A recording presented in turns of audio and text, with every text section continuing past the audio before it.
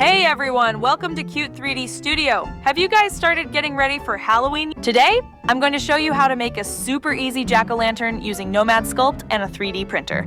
Let's create your very own original jack-o'-lantern. Alright, let's go ahead and open up Nomad Sculpt. Today we're only using two primitives, the sphere and the tube. Pretty simple, right? I'll explain some of the tools we'll use along the way, so don't worry, just follow along. First, let's start by creating a sphere. Go ahead and validate it as it is.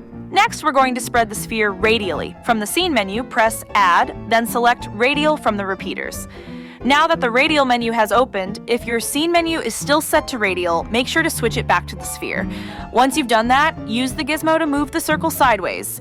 See how the sphere is spread out radially?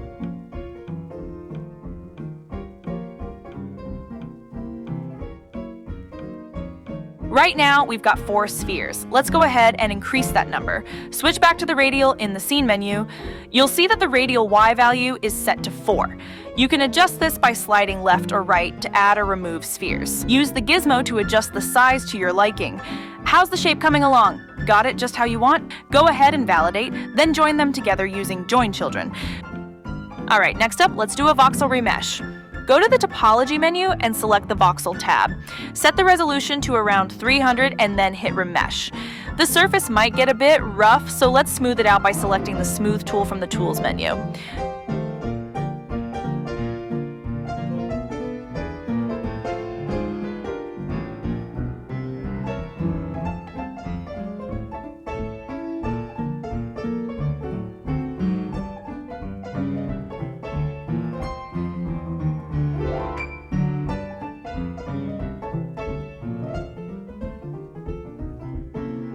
Now that everything's ready, let's move on to creating the jack-o'-lantern's face. From the Tools menu, select Cell Mask and choose the lasso option. For the eyes, we want them to be symmetrical, so turn on Mirror and start drawing the eyes. For the nose and mouth, we don't need symmetry, so turn off Mirror and draw them freely. Feel free to experiment with different expressions until you find one you love. And if you make a mistake, you can always tap with 2 fingers to undo, or use the arrow in the History menu at the bottom, left to go back. Now, here's a little heads up. Take a look at the back of your jack-o'-lantern. Oh no, there are eyes, a nose, and a mouth on the back too. We don't need that, so let's fix it by selecting the Mask tool and unmasking the back. Once it's unmasked, we'll start indenting the eyes, nose, and mouth.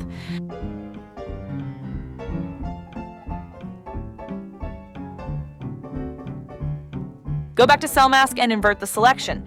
Now, switch over to the Gizmo tool and start indenting the face. We did the same technique in the previous slime tutorial. Remember, if you haven't seen that video yet, be sure to check it out.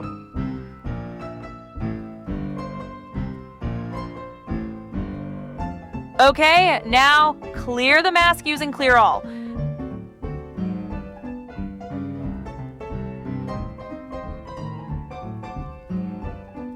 The indented areas might look a bit rough, so let's switch back to the Smooth tool and smooth them out.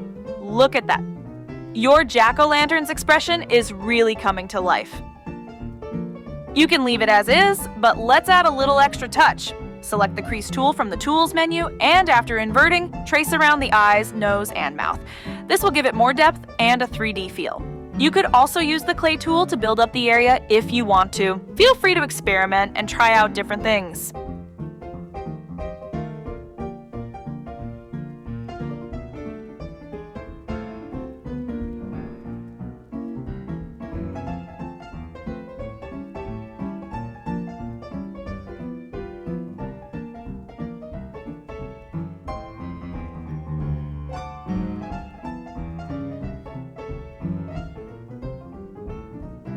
Alright, finally, let's make the stem for the top of the head. We'll be using the tube primitive for this.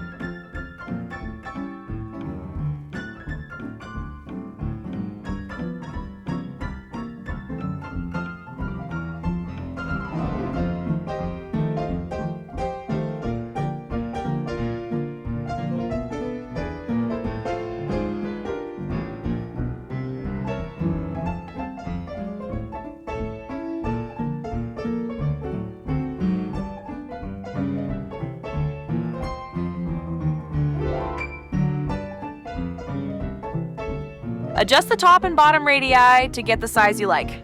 Looking good? Okay. Now, just like before, let's do a voxel remesh and smooth out the shape with the smooth tool.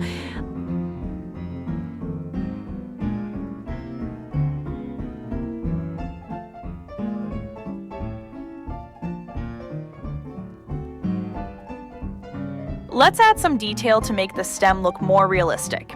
First, let's use the clay tool to round off the tip of the stem. Then for the body of the stem, select the crease tool, invert it, and add vertical lines to give it that natural stripe texture. Feel free to get creative and add your own touch here.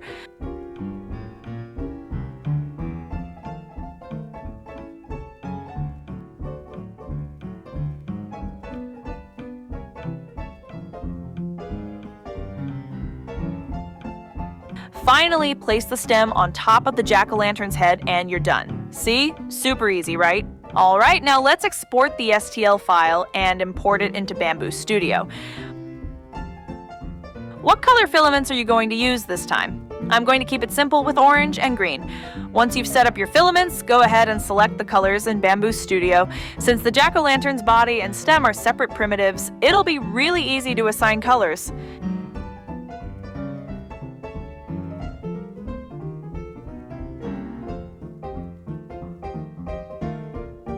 Once you've mastered making the jack-o'-lantern, you can easily create variations like stacking 3 of them on top of each other.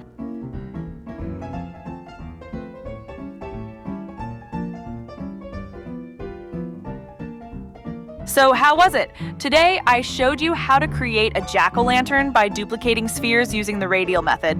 But this isn't the only way to do it. Be sure to try out your own unique designs. Oh, and don't forget to like and subscribe to the channel. Wishing you all a wonderful Halloween.